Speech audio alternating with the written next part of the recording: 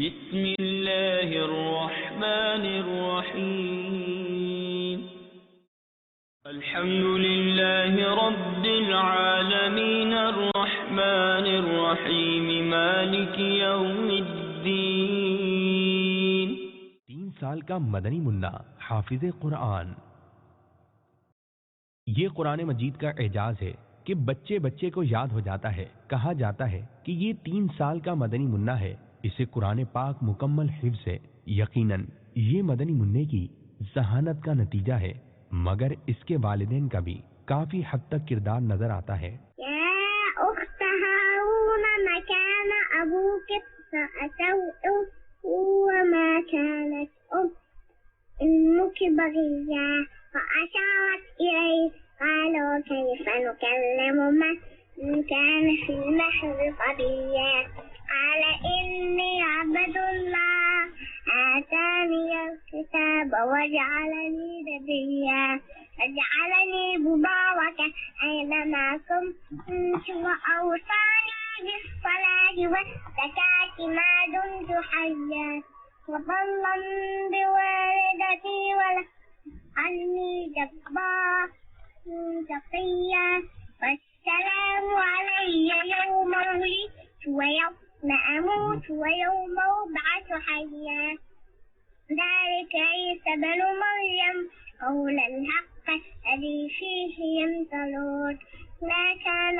لله أن يتخذ من ولد سبحانه إذا قضى أمرا فإنما يقول له كن فيكون وإن الله ربي وربكم فاعبدوه هذا صراط مستقيم فاختلف الأحزاب من بينهم فويل للذين كفروا من مشهد يوم عظيم أسمع بهم وأبصر يوم يأتوننا لكن الظالمون يوم في ضلال مبين وعندهم يوم الحسرة قضية أمرهم في غفلة وهم لا يؤمنون إنا نحن نرث الأرض ومن عليها وإلينا يرجعون۔ امیر اہل سنت دامت برکاتہم العالیہ کی خدمت میں سوال عرض ہے کہ کچھ مدنی پھول ارشاد فرما دیں کہ والدین اپنے بچوں کی تربیت کس انداز میں کریں۔ ماشاءاللہ، اللہ تعالیٰ اس مدنی منع کو نظر بد سے بچائے۔ یہ دنیا یا عرب کا کوئی مدنی منع معلوم ہوتا ہے، اور یہ اس خاندان کا چشم و چراغ ہوگا کہ جو خاندان خصوصیت کے ساتھ قرآن کریم سے محبت کرتا ہوگا۔ 3 سال کا مدنی منع یہاں، مطلب 3 سال کا کیا، اس سے بڑے بڑے ہوتے ہیں، بات کرنے کا ڈھنگ نہیں ہوتا بیچاروں۔ یہ اللہ تعالیٰ کی بس عطا ہوتی ہے، قدرتی طور پر اس کو یہ صلاحیت ملی۔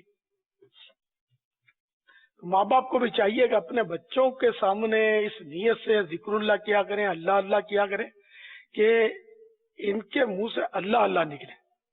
اب ان کے آگے گالیاں بکیں گے تو یہ گالیاں بکے گا، اب گھرکیاں نکالیں گے تو گھرکیاں نکالے گا۔ تو بچہ تو ہے وہ طبیعت اخاذ ہوتی ہے، بچہ گیا بڑا گیا، یعنی کہ وہ اندر اپنے لے لیتا ہے، جذب کرتا ہے۔ تو اس طرح یہ بچے جذب کرتے ہیں۔ تو اب ان کو قرآن کریم والدین نے پڑھایا ہوگا، ان پر خوب کوششیں کی ہوں گی، تو ماشاءاللہ آپ نے ابھی سنا۔ اللہ کرے کہ ہم سبھی اپنی آل کے لیے یہ کوششیں کریں کہ ان کو قرآن کریم پڑھایا کریں، اور اچھی اچھی باتیں سکھائیں، ذکر اللہ سکھائیں، نعت شریف سکھائیں، اس کی عقل کے مطابق دین کے احکام سکھائیں۔